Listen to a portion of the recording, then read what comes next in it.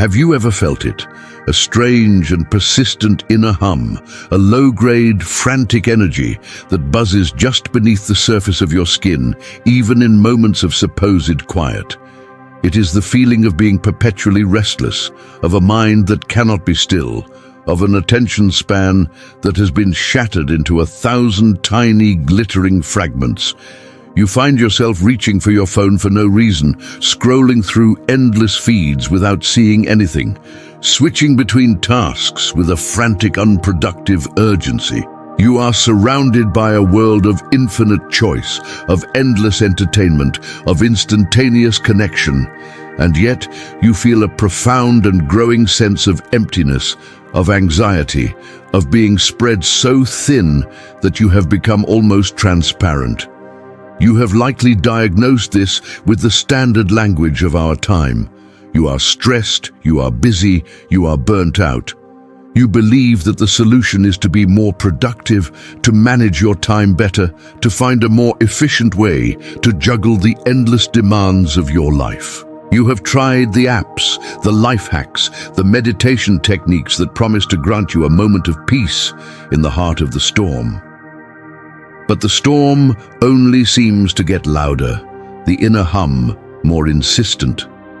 The brief moments of calm you manage to carve out feel fragile and artificial, quickly overwhelmed by the returning tide of digital noise and mental chatter, and you are left with a quiet, terrifying suspicion that the problem is not your schedule, your job, or your responsibilities. The problem is the very air you breathe, the very water you are swimming in. The brutal and uncomfortable truth is that you are not just stressed. You are being systematically, relentlessly, and profoundly overstimulated. We have built a civilization that is a masterpiece of technological and informational abundance, but we have failed to notice that this very abundance has become a poison. It is a slow, sweet, and almost invisible poison that is not just ruining your focus, but is actively dismantling the very foundations of your psychological and spiritual well-being. The noise of the modern world is not just a distraction, it is a form of soul-devouring violence, and the great tragedy is that we have become so addicted to this poison, so terrified of the silence it masks, that we have come to mistake it for life itself. To reclaim your life is not to manage the stimulation better, it is to have the immense courage to declare a war against it.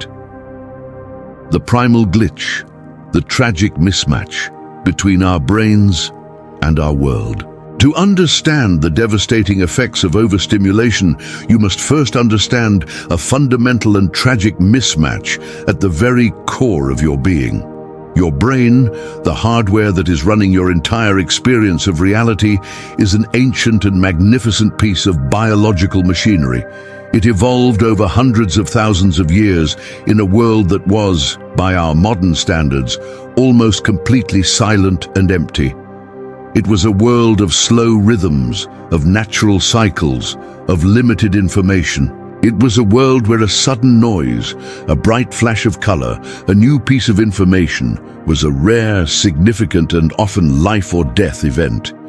Your nervous system is exquisitely tuned for that world.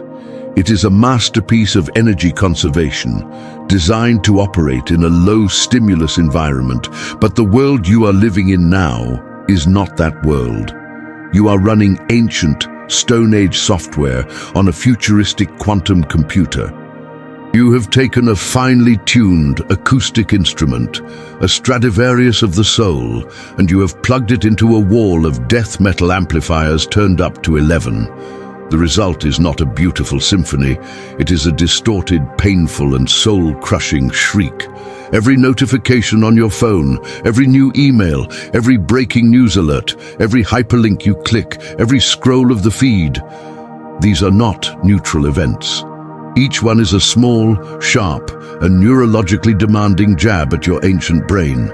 Each one triggers a tiny, almost imperceptible fight-or-flight response, a micro-dose of the stress hormone cortisol.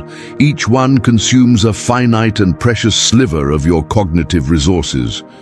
And we are now subjecting ourselves to thousands of these jabs every single day, from the moment we wake to the moment we fall into a restless, screen-haunted sleep. This is not a sustainable state of being.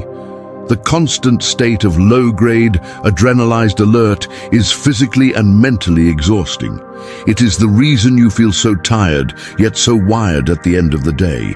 The endless stream of novel information is fragmenting our ability to form deep, long-term memories. Our lives are becoming a blur of disconnected moments, a story with no plot. The relentless demand for task switching is destroying our capacity for sustained, focused attention, a state that neuroscientists call deep work, which is the very prerequisite for all creative insight, all meaningful problem-solving, and all genuine intellectual and spiritual growth. We are not just losing our ability to concentrate, we are losing the very architecture of a healthy mind. The overstimulated mind is a mind that is perpetually trapped in its most primitive, reactive, and fearful state. It is a mind that cannot reflect. It cannot be still. It cannot connect with its own deeper layers of wisdom and intuition. It is a mind that has forgotten the language of subtlety, of nuance, of depth. It is a mind that is, in the most literal sense, being driven mad by the very environment it has created. Your feeling of being constantly anxious and overwhelmed is not a personal failure. It is a sane and accurate response to an insane and inhuman environment. The inner emptiness. The psychological consequences of a life without depth. The consequences of this relentless overstimulation are not just cognitive, they are profoundly psychological and spiritual. We have created a world that is a perfect and ruthlessly efficient machine for the production of shallow, anxious, and deeply lonely human beings. The first and most devastating consequence is the extinction of the inner world. A rich, stable, and meaningful inner life, the very source of our resilience, our creativity, and our sense of self, is not a given. It must be cultivated. And it can only be cultivated in the soil of silence, of solitude, of boredom. It is in the moments of doing nothing that the mind begins to turn inward, to process its experiences, to make connections, to converse with itself, to dream. Boredom is not a void to be filled, it is a sacred and fertile space, the womb of all genuine insight and all original thought. We have declared a total war on this sacred space. We have become terrified of boredom, terrified of silence, terrified of the prospect of being left alone with our own thoughts. We have filled every last crack and crevice of our lives with the digital noise of podcasts, of streaming shows, of endless feeds. The moment a sliver of unstructured time appears, we reach for the phone with the desperate unconscious reflex of an addict. We are systematically dismantling the very conditions required for an inner life to exist. The result is a profound and terrifying inner emptiness. We have become all surface, no depth. Our personalities are a collage of the latest trending opinions. Our conversations, a recitation of the latest hot takes. We have lost connection to our own unique, idiosyncratic, and authentic selves, because that self can only be discovered in the quiet, inner world we are so desperately fleeing from. The gnawing loneliness that so many of us feel, even when we are constantly connected, is the loneliness of a soul that has been abandoned by its own conscious mind. It is the grief of a king who has been left to starve in the dungeons of his own castle, while the court jester distracts himself in the noisy, glittering, and ultimately empty throne room. This inner emptiness creates a desperate, insatiable hunger for more stimulation. It is a vicious cycle. The more empty we feel on the inside, the more we seek to fill that void with the external validation of likes, the novelty of the next click, the distraction of the next episode. But these are all empty calories. They provide a fleeting jolt of pleasure, but they leave us more malnourished than before. We are starving for the deep, nourishing food of our own inner being, and we are trying to fill that hunger with the psychic equivalent of candy and soda. The result is a civilization of profoundly hungry ghosts, of beautiful, polished, and utterly hollow shells. The cowardice of the crowd, how overstimulation destroys our moral core. The damage does not stop at the level of the individual psyche. This chronic state of overstimulation is also destroying the very foundations of a free and ethical society. A healthy society depends on a population of psychologically sovereign individuals, people who possess a strong, internally generated moral core, a capacity for critical thought, and the courage to stand against the irrationality of the mob. The overstimulated mind is incapable of any of these things. As we have explored, the overstimulated mind is a reactive mind. It is a mind that is perpetually in a state of low-grade fight or flight. This is the psychological state of the herd animal. It is a state that is highly susceptible to emotional contagion and profoundly averse to the risks of independent thought. The person who is constantly agitated, anxious, and overwhelmed does not have the spare psychological resources to engage in the difficult and socially dangerous work of critical thinking. It is simply too costly. It is far easier and feels far safer to simply outsource one's thinking to the collective, to adopt the prepackaged opinions of one's chosen tribe. The noise of the modern world is the perfect breeding ground for the psychology of the mob. It keeps us in a state of perpetual, low-grade outrage. It flattens all complexity into simple binary narratives of good versus evil. It provides us with a constant stream of designated enemies to hate. It creates a psychological environment in which the calm, nuanced, and reflective voice of reason is not just drowned out, but is seen as a form of betrayal, a weak and immoral refusal to pick a side. In this state, our moral compass is no longer our own. It is externalized. Good is what our tribe says is good.